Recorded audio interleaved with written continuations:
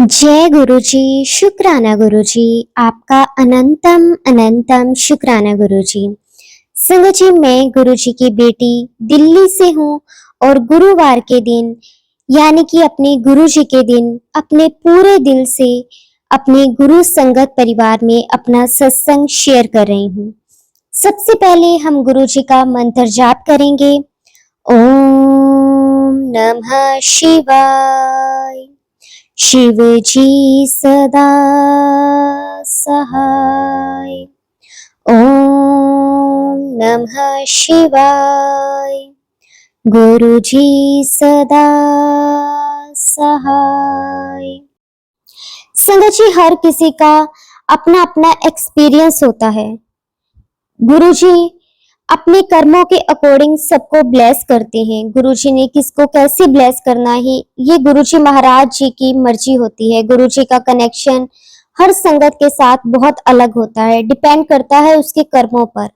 उन कर्मों को गुरु जी कैसे कटवाते हैं, उन्हें कैसे आगे लेकर जाते हैं, ये सब गुरु जी महाराज जी की अपनी ब्लेसिंग्स होती है। शुक्राना गुरु जी, आपका अनंतम अनंतम शुक्राना गुरु जी।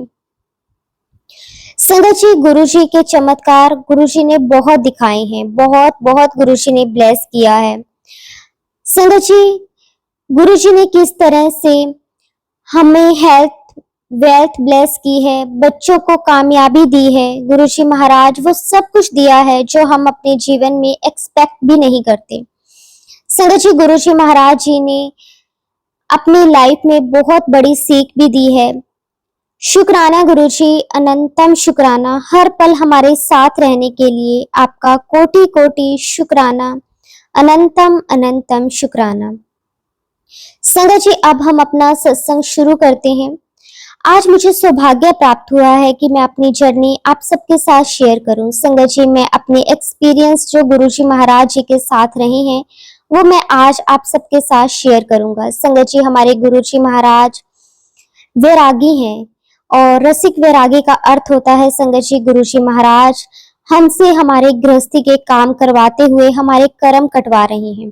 संगत जी, जो भी गुरु जी महाराज जी के संगत है, गुरु जी उनके पुराने कर्मों का जो भी लेखा जोखा है इसी जन्म में कटवा कर आगे भेजेंगे। ये बात बिल्कुल सत्य है।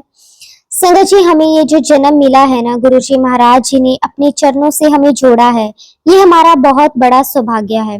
हमें गुरु जी महाराज जी के चरण शरण मिली है। गुरु जी, हर चीज के लिए आपका शुक्राना। आप सभी जानते ही हैं कि हमारे गुरु जी महाराज महाशिव हैं, लेकिन संगत जी, गुरु जी महाराज जी ने कभी भी अपने आप को ईश्वर की तरह प्रोजेक्ट नहीं करा हमारे सामने, क्योंकि संगत जी हम इंसानों को बचपन से ही बताया जाता है कि ईश्वर कौन है, जो तस्वीर में है, जो मूर्ति में है वो ईश्वर है।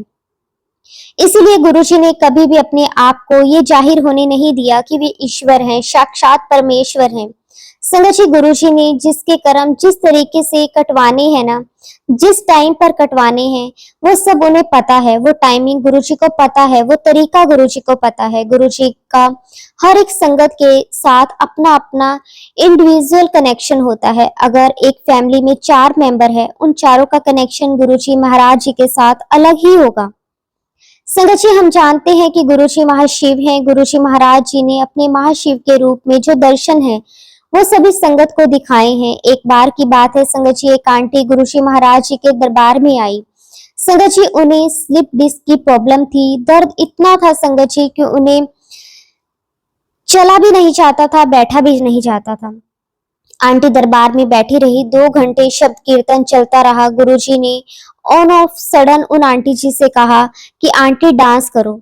संगत जी, दरबार में जगह खाली करवाई गई, आंटी को खड़ा किया गया डांस के लिए। आंटी ने डांस भी किया। गुरुजी ने उनसे पूछा, आंटी तेरी तबीयत ठीक है? तो आंटी ने कहा, हाँ जी गुरुजी, मेरी तबीयत ठीक है। तो गुरुजी इनको कहते तो चल फिर सत्संग सुना अपना। तो आंटी अपना सत्संग सुनाते हैं। जब आंटी दरबार में बैठी हुई थी तो गुरुजी महाराज अपनी गद्दी पर विराजमान थे। तो आंटी ने मन ही मन में गुरुजी से मांगा था कि गुरुजी आप मुझे अपने महाशिव के दर्शन कराओ। आंटी दरबार में मेडिटेशन में बैठी हुई थी। आंटी क्या देखती हैं कि गुरुजी अपनी गद्दी से उठे, आंटी के पास आए। आंटी के पास तक वह गुरुजी के रूप में थे और जैसे ही वह अपने रूप में गुरुजी तो वह महाशिव के रूप में आ गए। संगत जी, वापसी में भी ऐसे ही हुआ। जब गुरुजी अपने कमरे से आंटी के पास तक थे तो वो महाशिव के रूप में थे।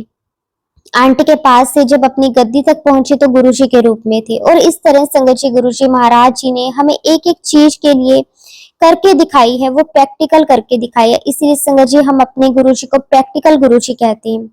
संगत जी मैं आपके साथ एक सत्संग शेयर करता हूँ। संगत जी डाक ललित जानकी जो कि आगरा में है, उनका वहां पर अपना खुद का नर्सिंग होम है, जानकी नर्सिंग होम। संगत जी उनकी बेटी दिल्ली में पीजीआई में रहा करती थी। ये बात 2001 की है। संगत जी एक दिन उनकी बेटी की तबीयत बहुत अचानक से खराब हो गई। उस टाइम पर भी डॉक्टर साहब गुरुजी की संगत नहीं थे और आज भी वो डॉक्टर साहब गुरुजी की संगत नहीं है। एक दिन संगत जी उनकी बेटी उन्हें फोन करती है कि पापा मेरी तबीयत खराब है, आप प्लीज जल्दी से जल्दी दिल्ली आ जाइए। अब संगत जी डॉक्टर साहब आगरा से दिल्ली आने की तैयारी करते हैं। संगत जी आगरा से दिल्ली 2 या 2.5 घंटे का सफर होता है बाय रोड। डॉक्टर साहब आगरा से निकल जाते हैं। जब वो दिल्ली पहुंच रहे होते हैं तो दिल्ली एंटर करते संगत जी अपोलो हॉस्पिटल क्रॉस होता ही है कि तभी उनकी बेटी की वार्डन का फोन आता है कि उनके पास ही डॉक्टर साहब आपकी बेटी की तबीयत ज्यादा खराब है, हम इसे हॉस्पिटल लेकर जा रहे हैं, आप डायरेक्ट हॉस्पिटल आ जाइए। संगत जी डॉक्टर साहब जब तक हॉस्पिटल पहुंचते हैं तब तक उनकी बेटी कोमा में चली जाती है। वहां उनकी बेटी के आसपास बहुत सारे डॉक्टर्स होते हैं जो उसे ट्रीट कर रहे होते हैं। संगत जी अकॉर्डिंग टू डॉक्टर्स उसे जिस प्रकार का कोमा हुआ था ना, उस कोमा में 2 या 3 लोग ही वापस आए हैं। जो कोमा से बाहर आए हैं वही सरवाइव कर पाए हैं, अदरवाइज जो कोमा में है वो 10 या 15 दिन मैक्सिमम ही जी पाया है। संगत जी हॉस्पिटल की जो टीम है उन्होंने पीजीआई चंडीगढ़ से ही डॉक्टर्स बुला लिए थे, दिल्ली से भी कुछ डॉक्टर्स आए हुए थे। संगत जी वहां उस हॉस्पिटल में एक गुरुजी की संगत भी थी। संगत जी जो संगत आंटी हैं वो डॉक्टर साहब जी से कहती हैं कि डॉक्टर साहब यहाँ छतरपुर में हमारे गुरुजी हैं, आप वहां गुरुजी के पास जाइए, आपकी बेटी ठीक हो जाएगी। अब डॉक्टर साहब को लगा कि चलो हो सकता है कि कुछ करिश्मा हो जाए, ईश्वर की कृपा हो जाए। डॉक्टर साहब को एड्रेस दे दिया गया, समझा दिया गया और डॉक्टर साहब गुरुजी के आश्रम के लिए निकल गए। अब संगत जी जैसे ही डॉक्टर साहब उस हॉस्पिटल से बाहर निकले, बाहर संगत जी नीचे जमीन पर एक बाबा जी बैठे हुए थे। बाबा जी ने उन डॉक्टर को आवाज लगाई, कहा आओ डॉक्टर साहब इधर आओ। अब जो कि संगत जी डॉक्टर साहब अपनी बेटी के लिए परेशान थे, उस परेशानी में संगत जी डॉक्टर साहब ने बाबा जी की आवाज ही नहीं सुनी। संगत जी उस बाबा ने दोबारा डॉक्टर साहब को आवाज लगाई, कहा आओ डॉक्टर इधर आओ। डॉक्टर साहब ने आवाज सुनी, वो उनके पास गए। बाबा डॉक्टर साहब से पूछते हैं कि कित्थे जा रहे हो। डॉक्टर साहब कहते हैं कि यहाँ पे मंदिर है गुरुजी का, मैं वहां जा रहा हूँ। तो बाबा डॉक्टर साहब से कहते हैं कि जा, कल्याण तेरा उत्थे ही होना है। डॉक्टर साहब ने बाबा की बात सुनी, अपनी गाड़ी में बैठे और गुरुजी के दरबार के लिए निकल गए। जब गुरुजी के पास पहुंचे तो गुरुजी अपनी गद्दी पे विराजमान थे, संगत बैठी हुई थी। डॉक्टर साहब जैसे ही पहुंचे वहां दरबार पे जो मेन सीढ़ियां है वहां जाके वो बैठ गए। थोड़ी देर में संगत जी एक सेवादार बाहर आते हैं और वहां अनाउंस करते हैं कि कोई डॉक्टर जो आगरा से आए हैं, गुरुजी उन्हें अंदर बुला रहे हैं। अब संगत जी डॉक्टर साहब को लगा कि मैं तो पहली बार आया हूँ और गुरुजी मेरे बारे में बोल नहीं रहे होंगे, जरूर कोई और डॉक्टर होगा जो आगरा से आए हैं। तो डॉक्टर साहब वहां चुपचाप बैठे रहे, उठकर तो नहीं जाते। अब संगत जी 5 या 7 मिनट के बाद फिर से सेवादार बाहर आते हैं और फिर से अनाउंस करते हैं कि एक डॉक्टर जिन्होंने नीली शर्ट पहनी हुई है, गुरुजी महाराज उन्हें अंदर बुला रहे हैं। अब डॉक्टर साहब को लगा कि नीली शर्ट तो मैंने पहनी हुई है और मैं आगरा से आया हूँ, तो वो समझ गए कि उन्हें ही बुलाया जा रहा है। वहां से उठते हैं और गुरुजी महाराज जी के पास अंदर जाते हैं। संगत जी जैसे ही वो गुरुजी महाराज जी के सामने जाते हैं, गुरुजी उनको देखकर मुस्कुराते हैं और कहते हैं और डॉक्टर आ गया। तो डॉक्टर कहते हैं कि हाँ जी गुरुजी। गुरुजी उनको कहते हैं कि जल प्रसाद ले जा और पिला दे अपनी बेटी को, ठीक हो जाएगी। अब संगत जी डॉक्टर साहब गुरुजी से जल प्रसाद लेते हैं, गुरुजी को माथा टेकते हैं, वहां से रवाना हो जाते हैं हॉस्पिटल के लिए। संगत जी डॉक्टर साहब हॉस्पिटल पहुंचते हैं और हॉस्पिटल पहुंचने के बाद चम्मच से अपनी बेटी को जल प्रसाद पिलाते हैं। जैसे ही संगत जी थोड़ा सा जल प्रसाद बॉडी के अंदर जाता है, उनकी बेटी के शरीर में हलचल होना शुरू हो जाती है। संगत जी आप समझ सकते होंगे कि जिसकी बेटी डेथ बेड पर पड़ी थी, उनकी बॉडी में अगर हलचल हो जाए तो उसके पिता की क्या स्थिति होगी। डॉक्टर साहब थोड़ा और जल प्रसाद पिलाते हैं और तब उनकी बेटी थोड़ी सेंसेस में आना शुरू हो जाती है और थोड़ी देर के बाद संगत जी उनकी बेटी पूरी तरीके से होश में आ जाती है और अपने पापा से कहती है कि पापा मुझे बहुत भूख लगी है, मुझे कुछ खाने को दे दो। और संगत जी शाम तक उनकी बेटी पूरी तरीके से होशो हवास में आकर पूरी आवाज उसकी आ जाती है। 2-3 दिन तक संगत जी डॉक्टर उसको वहां पे रखते हैं और उसके बाद उसे डिस्चार्ज कर देते हैं। डॉक्टर साहब वहां अपनी बेटी के साथ 2-3 दिन तक रुकते हैं और उसके बाद फिर से वह अपने आगरा काम के लिए चले जाते हैं। इस प्रकार से संगत जी गुरुजी महाराज नौ संगत को भी बहुत बहुत ब्लेस करती है, क्योंकि संगत जी गुरुजी महाशिव हैं, उन्होंने ही हमें इस धरती पर जन्म दिया है। वो सबकी टेक केयर करते हैं। गुरुजी महाराज जी ने हमें अपने चरणों से जोड़ के रखा है, शायद इसीलिए संगत जी, क्योंकि हमारे कर्म बहुत खराब हैं और गुरुजी महाराज अपने श्री चरणों में बिठाकर हमारे कर्म कटवा रहे हैं। यकीन मानिए संगत जी, जब गुरुजी की मौज होती है ना, तो गुरुजी आग में से भी अपनी संगत को बाहर निकाल लेते हैं। संगत जी गुरुजी हमेशा अपनी संगत को देते ही हैं। आप देखिएगा, जब आप बड़े मंदिर जाते हैं तो वहां आपको जल प्रसाद मिलता है, चाय प्रसाद मिलता है, सुनने को शब्द कीर्तन मिलता है, लंगर प्रसाद मिलता है। तो गुरुजी दे ही तो रहे हैं हम सबको। संगत जी गुरुजी की संगत होने के नाते हमारी भी कुछ रिस्पॉन्सिबिलिटीज होती हैं। अगर हम कुछ भी गलत करते हैं संगत जी, तो नाम हमारा नहीं हमारे गुरु का खराब होता है, क्योंकि हमें कौन जानता है, हमें तो हमारे गुरु के नाम से ही जाना जाता है। इसलिए संगत जी हमें कभी भी कुछ ऐसा गलत काम नहीं करना कि लोगों के विचारों में कुछ गलत बात आए।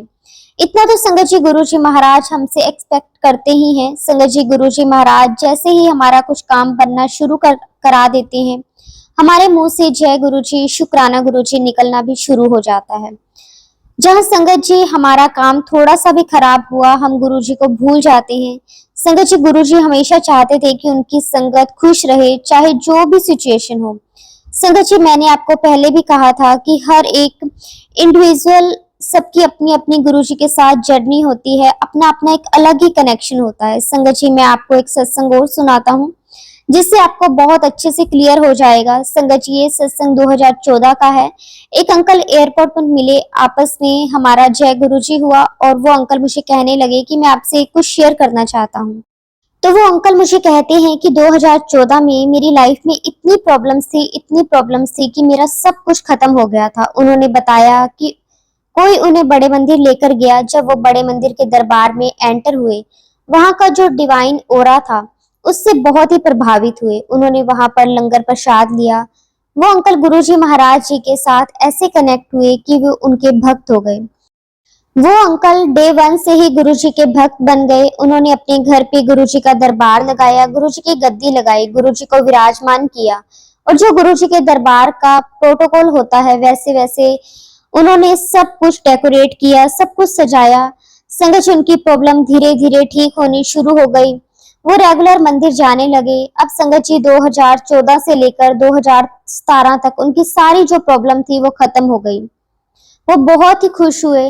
संगत जी 2017 में उनकी प्रॉब्लम फिर से आना शुरू हो गई। अब जो प्रॉब्लम आ रही थी संगत जी, वो 2014 में जितनी प्रॉब्लम थी उसकी 3 गुना ज्यादा थी। इतनी ज्यादा प्रॉब्लम उनकी लाइफ में फिर से आ गई। अब फिर वही बात संगत जी, जब काम खराब होना शुरू होता है तो कौन गुरु कैसे गुरु वो सब कुछ हम भूल जाते हैं।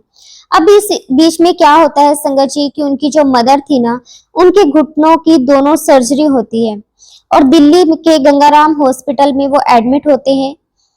संगत जी वहां पर अपॉइंटमेंट ली गई और ऑपरेशन का डे फिक्स हो गया। संगत जी वो अंकल अपनी मदर से कहते हैं कि मैं गंगाराम हॉस्पिटल जा रहा हूँ, 4-5 लाख का जो हमें एस्टिमेट दिया गया है मैं वो जमा करके आता हूँ और कल परसों जो भी सर्जरी होगी हम उसका टाइम फिक्स करवा लेंगे। अब संगत जी वो अंकल की मम्मी उन्हें रोकती है और कहती है कि नहीं तो आज मत जा, आज मेरा बहुत दिनों बाद मन कर रहा है कि आज हम बड़े मंदिर चलें। तो अंकल कहते हैं कि ठीक है मम्मी। अब संगत जी शाम को दोनों माँ बेटे गुरुजी के बड़े मंदिर पहुंचते हैं, जल प्रसाद चाय प्रसाद लेते हैं, लंगर प्रसाद लेते हैं और घर आ जाते हैं। अब संगत जी वो अंकल अपनी मम्मी से अगले दिन फिर पूछते हैं कि मम्मी मैं आपको जो भी सर्जरी है उसके पैसे जमा करवाने जा रहा हूँ, आपको घुटनों में बहुत दर्द रहता है, सर्जरी तो करवानी ही है। तो उनकी माँ उनको फिर से बोलती है कि नहीं बेटा आज रहने दे, मैं आज फिर बड़े मंदिर जाऊंगी। संगत जी शाम को फिर दोनों माँ बेटा फिर से बड़े मंदिर पहुंच जाते हैं। बड़े मंदिर में चाय प्रसाद लंगर प्रसाद करके जब उस रात को घर वापस आते हैं तो संगत जी उसी रात को अंकल की मम्मी को ड्रीम दर्शन होते हैं गुरुजी के। गुरुजी उनके सपने में आते हैं और मैं एक बार फिर सभी संगत को कहूंगा कि जब भी गुरुजी ड्रीम दर्शन देते हैं वो हमें साक्षात दर्शन देते हैं। उस ड्रीम को संगत जी कोई भी ऑर्डिनरी ड्रीम मत माना करो, क्योंकि गुरुजी महाराज समय अपनी संगत को ब्लेस करने आते हैं। अब संगत जी गुरुजी महाराज उन आंटी के ड्रीम में आते हैं और आंटी से कहते हैं कि तेनू सर्जरी कराने दी कोई लोड़ नहीं। संगत जी उसके बाद एक फिजियोथेरेपिस्ट होते हैं, उसके पास जा और मालिश करवा, तुझे सर्जरी की कोई जरूरत नहीं है। गुरुजी उन्हें इस तरह से सपने में आकर कहते हैं। संगत जी मुश्किल से 1 या 2 मिनट का ड्रीम होगा, आंटी जी को आया होगा। और अब संगत जी आंटी जी अगले दिन उठते हैं और अपने बेटे को सब बात बताते हैं। अपने बेटे को बताते हैं और कहते हैं कि गुरुजी ने मुझे सर्जरी कराने से मना किया है। और ये भी बताते हैं कि पंजाबी बाग में एक फिजियोथेरेपिस्ट है, उससे मुझे 3 दिन तक मालिश करवानी है। अब संगत जी पंजाबी बाग के पास उस फिजियोथेरेपिस्ट का पता लगाया गया और संगत जी उसके बाद आंटी जी को वो फिजियोथेरेपिस्ट मिल जाता है और 3 दिन तक संगत जी आंटी जी उससे मालिश करवाते हैं। आंटी के घुटनों का दर्द हमेशा के लिए खत्म हो जाता है। लेकिन संगत जी उन अंकल की जो प्रॉब्लम थी अपनी लाइफ में, जो सारी प्रॉब्लम्स थी वो बिल्कुल भी कम नहीं हुई। अब संगत जी वो अंकल मुझे कहते हैं कि अंकल आप ये बताओ कि मैं गुरुजी को भगवान कैसे ना मानूं। मेरी माँ की उन्होंने प्रॉब्लम ठीक कर दी, वो भगवान है। हाँ ये बात और है कि मेरी प्रॉब्लम वैसी की वैसी है, बट स्टिल मैं गुरुजी को भगवान क्यों ना मानूं। तो संगत जी उन आंटी का कनेक्शन गुरुजी महाराज जी के साथ इंडिविजुअल था, उनके बेटे का कनेक्शन गुरुजी महाराज जी के साथ भी इंडिविजुअल था। तो इसीलिए कहते हैं संगत जी सबकी अपनी अपनी जर्नी है, सबके अपने अपने कर्म है। हर इंसान का कनेक्शन गुरुजी महाराज जी के साथ बहुत अलग होता है और ये डिपेंड करता है हमारे कर्मों के ऊपर। और ये कर्म उसके अपने होते हैं और उन कर्मों को गुरुजी को कैसे कटवाना है, कैसे उन्हें आगे लेकर जाना है, ये सिर्फ और सिर्फ गुरुजी महाराज जानते हैं। अब संगत जी यहाँ प्रश्न ये आता है कि उन अंकल की प्रॉब्लम तो वैसी की वैसी थी, वो ये भी सोच सकते हैं कि मैं गुरुजी को क्यों मानूं, जो कि संगत जी आजकल संगत ऐसे ही सोचती है। आजकल संगत कहती है कि गुरुजी अगर कृपा कर रहे हैं तो हमें नजर तो आती नहीं गुरुजी की कृपा। और संगत जी गुरुजी महाराज हमारी 90% जो परेशानियां हैं वो तो अपने ऊपर ले लेते हैं। जब गुरुजी फिजिकल फॉर्म में थे ना संगत जी, तो वो कई कई दिनों के लिए अदृश्य हो जाते थे, वो संगत से नहीं मिलते थे, क्योंकि संगत जी वो उनका रिकवरी पीरियड होता था। वो अपनी रिकवरी करते थे पाठ करके, ध्यान करके, मेडिटेशन करके। गुरुजी का अपना तरीका था जिससे गुरुजी 90% जो हमारे कर्म है वो अपने ऊपर लेते थे, हमारी प्रॉब्लम्स को अपने ऊपर ले लेते थे, हमारी दिक्कतों को अपने ऊपर ले लेते थे। वो 90% संगत को जो प्रॉब्लम हमें नजर भी नहीं आती संगत जी, वो इस तरह से गुरुजी अपने ऊपर ले लेते थे और हमें सिर्फ और सिर्फ 10% परेशानियां ही भोगनी पड़ती थी। और संगत जी इस तरह से गुरुजी अपनी संगत के जो कर्म थे वो काटते थे। जय गुरुजी, शुक्राना गुरुजी, अनंतम अनंतम शुक्राना गुरुजी। संगत जी मैं आपको एक और सत्संग के माध्यम में से बताना चाहता हूँ। संगत जी ये मेरा अपना खुद का एक्सपीरियंस है। ये 2015 या 16 की बात होगी, मैं नागपुर में था। संगत जी 2016 में मुझे डायबिटीज की वजह से संगत जी मेरी आई साइड में प्रॉब्लम आना शुरू हो गई। मेरी आई साइड जो थी वो थोड़ी सी डिम होना शुरू हो गई। संगत जी मैं लैपटॉप पे काम करता था, मुझे थोड़ी प्रॉब्लम होने लगी और मैं अपने आई स्पेशलिस्ट के पास गया। उसके बाद जाकर संगत जी मैंने अपने आई चेकअप करवाया। डॉक्टर ने एग्जामिन करके कहा कि रेटिना के पीछे मेरी आंखों में ब्लीडिंग हो रही है, जिसकी वजह से मेरी आई साइड में प्रॉब्लम आना शुरू हो गई। और डॉक्टर ने मुझे सजेस्ट किया कि आपको रेटिना स्पेशलिस्ट को दिखाना पड़ेगा और अपनी आंखें आप ना खो बैठो, इसलिए आपको कुछ ना कुछ करवाना ही पड़ेगा। तो मुझे एक अच्छे रेटिना स्पेशलिस्ट के बारे में उन्होंने बताया और संगत जी नागपुर में ही था वो। मैं वहां गया, मेरा चेकअप हुआ, डॉक्टर ने कंफर्म किया कि रेटिना के पीछे ब्लीडिंग हो रही है। तो डॉक्टर कहने लगे कि हम लोग ट्राई करेंगे लेजर से और 50% चांसेस है कि लेजर से ठीक हो जाएगा। अगर इन केस नहीं होता तो हम लोग फिर से सर्जरी करेंगे। संगत जी, सब कुछ गुरुजी के द्वारा प्लान होता है। अब आप इसमें गुरुजी की प्लानिंग देखिए। डॉक्टर ने मुझे कहा कि हम आपकी लेजर की 6 सीटिंग करेंगे, देखते हैं कि कितना इम्प्रूवमेंट होता है। अब जब संगत जी 6 सीटिंग मेरी लेजर की हो गई तो डॉक्टर ने मुझे कहा कि आपकी आंखों में बिल्कुल भी इम्प्रूवमेंट नहीं आया, हम आपकी सर्जरी करेंगे। संगत जी, पूरे भारत में, पूरे इंडिया में 2 रेटिना स्पेशलिस्ट हैं। एक डॉक्टर श्राव जो कि ग्रेटर कैलाश में है और एक डॉक्टर है पटनायक जो कि हैदराबाद में है। अब संगत जी मन में आया कि हैदराबाद जाएं या दिल्ली जाएं, लेकिन संगत जी जहां गुरुजी को आपको ले जाना है वहां गुरुजी अपने आप आपको खींच के ले जाएंगे। अब संगत जी डॉक्टर से अपॉइंटमेंट ली गई, मैं दिल्ली आया और इसी बीच संगत जी क्या होता है कि मेरी लेफ्ट थाई में मुझे दर्द होना शुरू हो जाता है। अब संगत जी मेरी आंखों की प्रॉब्लम तो चल ही रही थी, साथ में थाई की प्रॉब्लम भी शुरू हो गई। मैंने आर्थोपेडिक को दिखाया, उन्होंने मुझे 15 दिन का कोर्स लिखा। अब संगत जी दवाई खाने के बावजूद भी मेरी थाई का दर्द कम नहीं हो रहा था, वो प्रॉब्लम धीरे धीरे बढ़ती जा रही थी। अब संगत जी मेरी 2 प्रॉब्लम एक साथ खड़ी हो गई, एक तो आंखों की और दूसरी थाई के दर्द की। अब संगत जी मैंने सारे चेकअप वगैरह करवाए, टेस्ट करवाए, लेकिन उस पे कुछ भी नहीं आ रहा था। और संगत जी वहीं दूसरी ओर मुझे डॉक्टर श्राफ के पास दिल्ली आना था। डॉक्टर श्राफ ने मेरा चेकअप किया, उन्होंने 4 अगस्त 2016 को मेरी आंख की सर्जरी की डेट दे दी। अब संगत जी मेरी थाई की प्रॉब्लम इतनी ज्यादा हो गई, इतना दर्द हो गया कि मैं ठीक से चल भी नहीं पा रहा था। मैं संगत जी सीढ़ियां भी नहीं उतर पा रहा था। अगर मुझे बैठना भी होता था तो मुझे अपना सीधा पैर स्ट्रेट रखकर बैठना पड़ता था। यहाँ तक कि संगत जी मैं झुक भी नहीं पा रहा था। संगत जी दवाइयों के साथ साथ मुझे इतना दर्द होता था कि मैं अपने पलंग की साइड टेबल पर ब्रूफिन रखा करता था और हर 2-3 घंटे में संगत जी मैं ब्रूफिन खाया करता था। मुझे इतना दर्द होता था। अब संगत जी मैं वापस नागपुर गया और वहां जो मेरे ऑर्थोपेडिक डॉक्टर था उसको मैंने दिखाया, तो उसने कहा कि अगर टेस्ट में भी कुछ नहीं आया तो हम इसका एमआरआई करवाते हैं। अब संगत जी मेरी एमआरआई हुई। एमआरआई में आया संगत जी की मेरी थाई के अंदर 1 सेंटीमीटर का एक लैंप दिखाई दिया। अब संगत जी इधर मेरी आंख की सर्जरी की डेट पास में आ रही थी और यहाँ संगत जी मेरी टांगों का दर्द इतना ज्यादा बढ़ रहा था। संगत जी 90% पर गुरुजी हमारी तकलीफें ले लेते हैं और सिर्फ 10% ही हमें भोगने पड़ते हैं। हम इस कंसेप्ट को आपको समझाना चाह रहा हूँ। अब संगत जी नागपुर वाले डॉक्टर मुझे कहते हैं कि इसका बायोप्सी करना पड़ेगा, उसके बाद देखते हैं कि इसका क्या रिजल्ट आता है। अब संगत जी मैंने अपने इन लॉज से बात करी तो मेरे इन लॉज ने मुझे कहा कि आपको वहां कुछ भी नहीं करवाना है, आप दिल्ली आ जाइए, हम आपका इलाज अपोलो हॉस्पिटल में करवाएंगे। संगत जी मैं दिल्ली पहुंच गया और संगत जी हॉस्पिटल में एम्बुलेंस में गया, क्योंकि संगत जी मुझे दर्द इतना ज्यादा हो रहा था कि मैं खड़ा भी नहीं रह सकता था।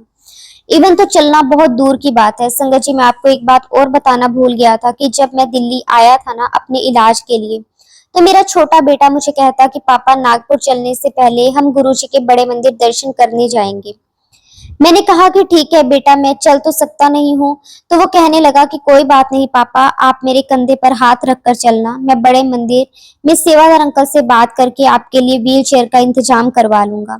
अब संगत जी हम दोनों बड़े मंदिर पहुंच गए। बड़ी मुश्किल से अंकल ने व्हील चेयर को ऊपर चढ़ा के हमें मंदिर में भेजा। अब संगत जी दरबार में पहुंचकर जैसे मैं गुरुजी महाराज जी के सिंहासन के सामने पहुंचा, उनकी गद्दी के सामने पहुंचा, मेरे मन में एक आवाज निकल रही थी, एक ही अरदास निकल रही थी कि गुरुजी मुझे आपके सामने चौकड़ी मारकर बैठना है। अब आप समझो कि क्या करना है क्या नहीं करना। संगत जी दरबार में मुझे लंगर प्रसाद करवाया गया, मेरे सामने एक चेयर और रख दी गई, मेरी टांगों को उसके ऊपर रख दिया गया और मैंने वहीं पर बैठकर लंगर प्रसाद किया। हम लोग वापस नागपुर आ गए और संगत जी जब मैं वापस दिल्ली आया ना तो मैं एम्बुलेंस से अपोलो हॉस्पिटल पहुंचा। जैसे कि मैंने बताया कि डॉक्टर ने मेरा चेकअप किया और बोला कि बायोप्सी के लिए भेजना पड़ेगा। वही उसी हॉस्पिटल में संगत जी ग्राउंड फ्लोर पर ओकोलॉजिस्ट डिपार्टमेंट है और शाम के 6 से 6:30 बजे संगत जी मेरी बायोप्सी हो गई। और संगत जी 3 से 4 दिन के बाद जब बायोप्सी की रिपोर्ट आई ना तो गुरुजी महाराज जी के आशीर्वाद से, उनके ग्रेस से, तो उस रिपोर्ट में कैंसरस टिश्यू नहीं आए, लेकिन आपकी थाइस में लंप तो है, हमें उस लंप को तो निकालना ही पड़ेगा, वरना आपकी टैंक काटनी पड़ सकती है। तो आपको सर्जरी तो करवानी ही पड़ेगी। मैंने डॉक्टर से कहा कि डॉक्टर, मेरी 4 अगस्त को आंख की सर्जरी है, तो पहले मैं ये सर्जरी करवाऊं कि पहले वो करवाऊं? तो डॉक्टर ने मुझे कहा कि डिसीजन आपका है। संगत जी, मैंने गुरुजी को याद किया, गुरुजी का आदेश हुआ कि मुझे आंख की सर्जरी पहले करवानी है। अब संगत जी, 4 अगस्त को मेरी आंख की सर्जरी हो गई। बहुत सारे प्रिकॉशंस लेने पड़े आंख की सर्जरी के बाद, वो सब हुआ। अब संगत जी, मेरा कजन ब्रदर दिल्ली में रहता था, उसने मुझे कहा कि तुम्हारे लेग सर्जरी से पहले हम एक सेकंड ओपिनियन ले लेते हैं। संगत जी, हम लोग पीजीआई हॉस्पिटल पहुंच गए रोहतक में, और जो मेरा कजन है उसका फ्रेंड वहां पर ऑर्थोपेडिक डिपार्टमेंट का हेड था, उसने मेरी रिपोर्ट देखी और उसने रिपोर्ट देखकर मुझसे कहा, क्या आपने अल्ट्रासाउंड करवाया है? तो मैंने कहा नहीं, अल्ट्रासाउंड तो नहीं हुआ है। संगत जी, उन डॉक्टर की जो वाइफ थी वो रेडियोलॉजी की हेड थी। उन्होंने उनको फोन किया और उनको बोला कि इनका अल्ट्रासाउंड कर दो। संगत जी, उनसे जान पहचान थी तो फटाफट उन्होंने अल्ट्रासाउंड कर दिया। अब संगत जी, जब वो मेरे अल्ट्रासाउंड कर रही थी ना, तो स्किन पर संगत जी उन्हें कोई भी लंप नजर नहीं आ रहा था। तभी उन्होंने अपने हस्बैंड को फोन किया, कहा कि आप जरा नीचे आओ, मुझे यहाँ पर तो कोई भी लंप नजर नहीं आ रहा। वो डॉक्टर भी आए और हम सब ने फिर से देखा, कोई भी लंप नजर नहीं आ रहा था। फिर हम डॉक्टर की कैबिन में चले गए और डॉक्टर ने मुझे कहा कि आपको किसी भी सर्जरी करवाने की आवश्यकता नहीं है, मैं आपको कुछ मेडिसिन लिख कर देता हूँ, आपको जो दर्द है वो कुछ दिनों के बाद ठीक हो जाएगा। संगत जी, वो दिन गया और आज का दिन, उसके बाद ना तो मुझे वो लंप और ना कभी दर्द। संगत जी, गुरु जी ने किस तरह से 90% जो मेरा दर्द था, मेरा कष्ट था, मेरी तकलीफ थी, हमें दिखाई नहीं देती। संगत जी, वो संगत जी गुरु जी किस तरह से अपने ऊपर ही ले लेते हैं, खुद ही काट देते हैं। हमें तो सिर्फ 10% ही झेलना पड़ता है। जो तकलीफें हमें झेलनी पड़ती है, हमें सिर्फ वही नजर आती हैं, और इस 10% पर को देखकर हम कह देते हैं कि गुरु जी की कृपा नहीं हो रही। अगर गुरु जी की कृपा नहीं होती तो क्या गुरु जी हमारे लिए 90% कष्ट झेलते? कभी नहीं। इसीलिए संगत जी, गुरु जी पे ट्रस्ट करो, बहुत बहुत जरूरी है। उन पर विश्वास बहुत जरूरी है। संगत जी, गुरु जी महाराज जी के कुछ प्रोटोकॉल है। जब भी हम बड़े मंदिर जाते हैं तो हमें उन प्रोटोकॉल को, उन रूल्स को, उन रेगुलेशंस को हमें फॉलो जरूर करना चाहिए। संगत जी, जब हम बड़े मंदिर जाते हैं तो लाइन लगती है, और जब गुरु जी महाराज अपने फिजिकल फॉर्म में थे ना, तब भी संगत जी लाइनें लगती थी। गुरु जी कहा करते थे कि अपनी लाइन तोड़कर मत आया करो, क्योंकि यहाँ पर और देवी देवता भी आते हैं जो आपको दिखाई नहीं देते। अगर आप अपनी लाइन तोड़कर आओगे, आपका पैर उनके ऊपर पड़ गया, तो आपको कुछ और भी भुगतना पड़ेगा। इसीलिए उस लाइन को तोड़कर मत आओ। आपको सेवादारों ने जहां खड़ा कर दिया है वहीं खड़े रहो। संगत जी, हम बड़े मंदिर में जाते हैं गुरु जी का आशीर्वाद लेने के लिए, लेकिन हम क्या करते हैं, हमारा ध्यान कहाँ होता है? हम देखते हैं कि वो सेवादार क्या कर रहे हैं, वो आंटी क्या कर रही हैं, वहां कौन खड़ा है। संगत जी, हम गुरु जी महाराज जी के श्री चरणों में, चरणों से जोड़ने की बजाय ये सब कह रहे होते हैं कि वहां दरबार में। तो संगत जी, फिर बताइए हमारा जाने का क्या फायदा हुआ? संगत जी, आप और हम वहां गुरु जी की ब्लेसिंग्स के लिए जाते हैं। इसीलिए संगत जी, लाइन में जहां पर आपको लगाया गया है वहां लगे रहिए। जहां आपको स्थान दिया गया है वहां आंखें बंद करके गुरु जी महाराज जी का ध्यान करिए।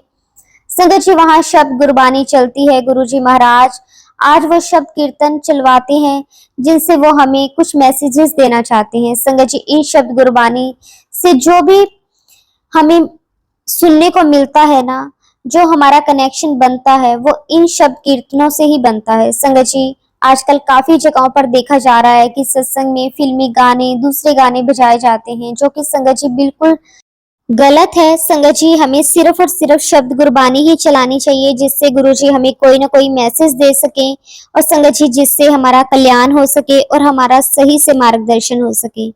जय गुरु जी, शुक्राना गुरु जी, अनंतम अनंतम शुक्राना गुरु जी। संगत जी, इसी के साथ मैं अपने सत्संग को, अपनी वाणी को यहीं पे विराम देता हूँ। अगर सत्संग के दौरान कुछ गलत बोला गया हो तो उसके लिए संगत जी मैं हाथ जोड़कर सारे संगत परिवार से माफी चाहता हूँ और गुरु जी से भी माफी चाहता हूँ। जय गुरु जी, शुक्राना गुरु जी, अनंतम शुक्राना।